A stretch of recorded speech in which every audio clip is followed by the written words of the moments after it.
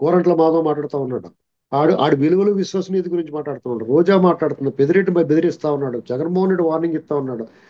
ఇలాంటివన్నీ చూసిన తర్వాత ఒక నిరాశ నిస్పృహ వచ్చేసింది తెలుగుదేశం కార్యకర్తల్లోని, ప్రజల్లో కూడా.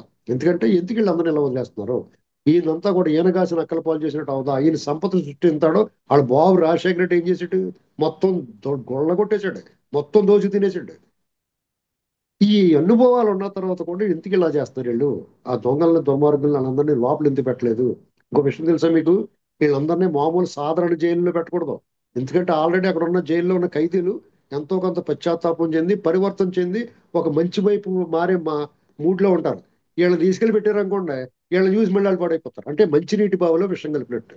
కాబట్టి వీళ్ళు ప్రత్యేకమైన జైలు ఉండాలి, ప్రత్యేకమైన కోర్టులు ఉండాలి విచారణకి, ప్రత్యేకమైన బృందాలు ఉండాలి వీళ్ళని దర్యాప్తు చేసి వీళ్ళని అరెస్ట్ చేయడానికి. ఇవన్నీ వదిలేసి వాళ్ళు మేము పెట్టుబడులు తీసుకొస్తాం అంటే జనాలు తలపడి వచ్చేస్తుంది. నిజంగా మంచి వార్తలు అయినాయి.